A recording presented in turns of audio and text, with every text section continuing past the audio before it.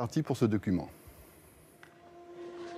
Ahí está el ataque, ahí se acabó, Rafa acaba de conquistar el punto definitivo. Impresionante, la pócima mágica de los jugadores españoles, el trabajo, el esfuerzo y el equipo. L'Espagne et sa potion magique. Décembre dernier, l'équipe espagnole remporte la 5e Coupe Davis de son histoire. La réponse de tout un pays aux déclarations fracassantes de Yannick Noah. Au-delà du tous dopé, il y a les faits. Contador, Valverde, Mosquera, affaire Puerto, Galgo. Les scandales se succèdent et une question se pose. Y a-t-il un problème de dopage en Espagne? Pour le savoir, nous sommes partis à Las Palmas, aux Canaries, sur les traces du docteur Fuentes, l'homme clé du dopage en Espagne. C'est ici, à Alta Vista, quartier populaire niché sur les hauteurs de la ville, dans cet hôpital public, que nous l'avons retrouvé. Bonjour, on est de la télévision française. C'est vrai ce qu'on dit sur vous? Ah bon? On dit des choses sur moi? Et pour cause. Mai 2006, Madrid, l'affaire Puerto éclate.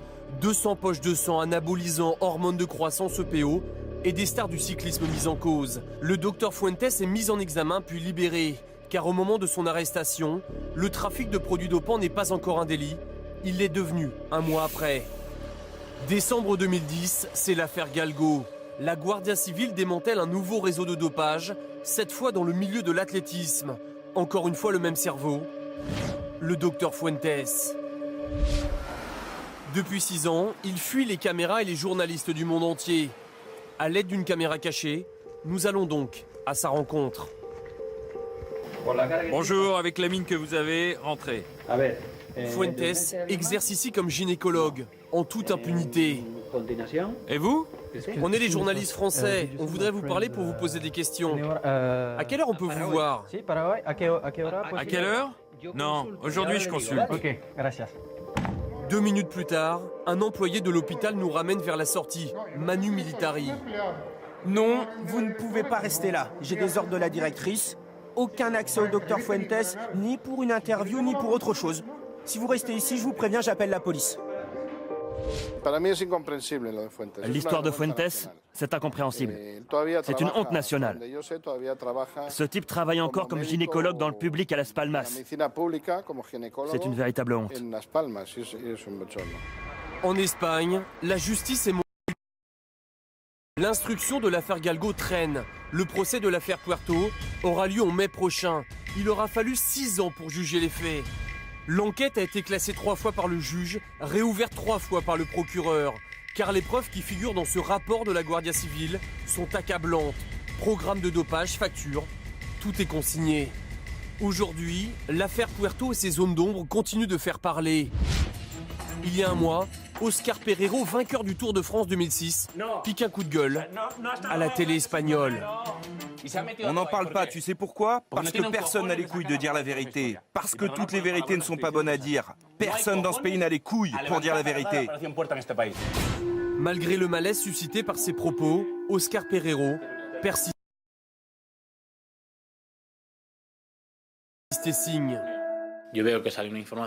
Au début de cette affaire, je vois qu'il y a une information, plusieurs sports incriminés, de nombreux sportifs, environ 300, puis d'un seul coup 50, et seulement des cyclistes.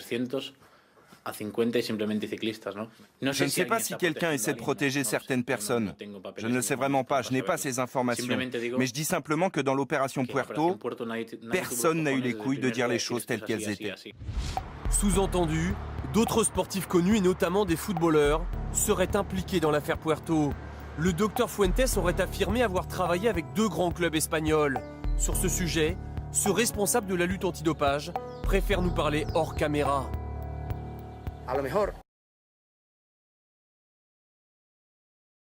Eufemiano Fuentes, il a une dernière cartouche, en disant qu'il contrôle d'autres sportifs très importants. Vous voyez ce que je veux dire? Il fait peur.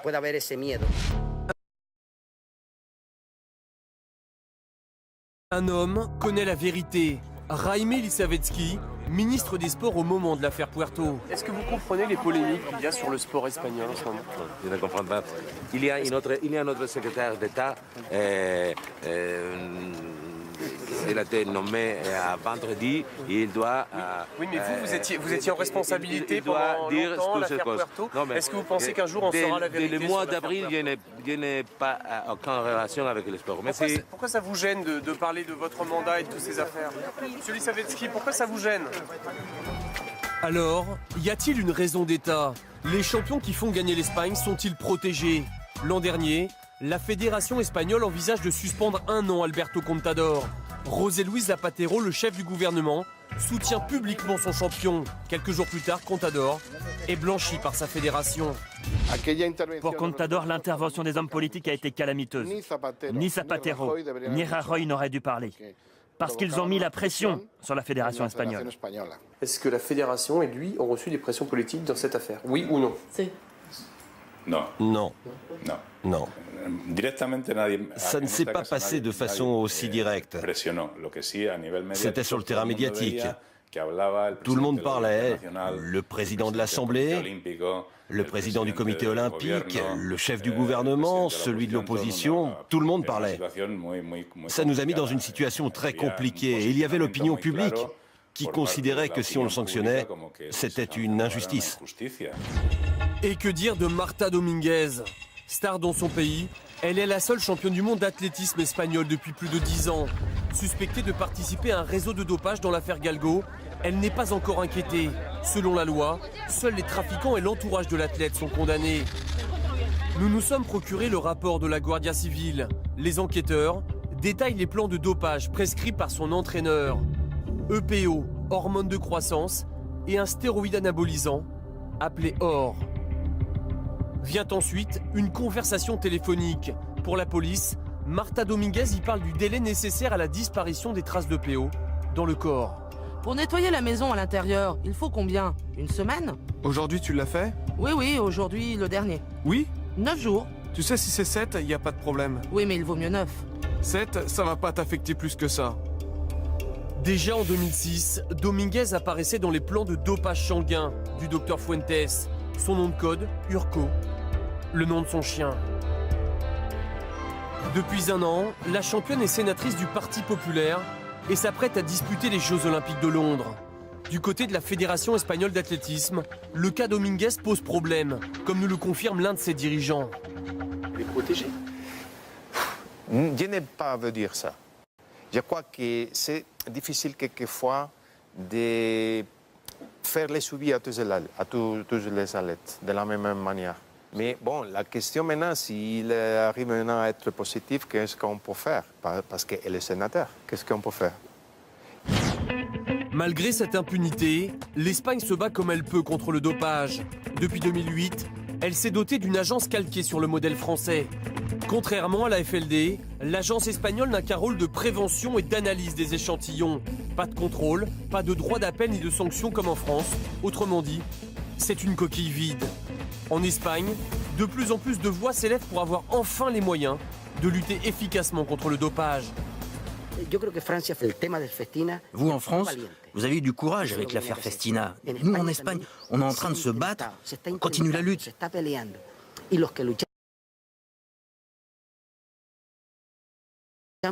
Mais il faudrait que quelqu'un, une bonne fois pour toutes, tape du poing sur la table et dise c'est fini. Les opérations contre le dopage dans notre pays ont été très mal menées. Et quand tu fais mal les choses à l'étranger, ça se remarque. Ils voient bien qu'il y a un problème. Ça devait être la plus grande affaire de dopage de notre histoire. Et à la fin, rien.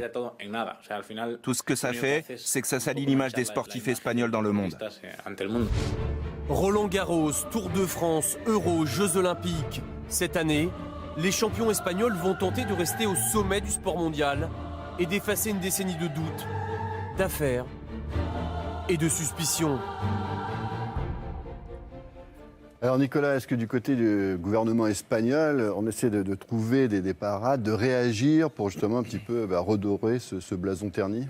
Oui, ça commence à bouger. Il y a une prise de conscience et comme par hasard, après les propos d'Yannick Noah, le 28 novembre dernier, le Conseil des ministres a voté un renforcement des mesures antidopage en Espagne, en fait, pour élargir les créneaux des contrôles inopinés de 2 heures le matin, 2 heures le soir. C'était tout simplement une façon de se mettre en conformité avec le code mondial de l'Agence mondiale antidopage. Mais on le voit, ça commence à bouger doucement. Madrid est candidate pour les Jeux Olympiques. Il faut se conformer à tout cela pour prétendre organiser les Jeux Olympiques, ce qui paraît tout à fait naturel.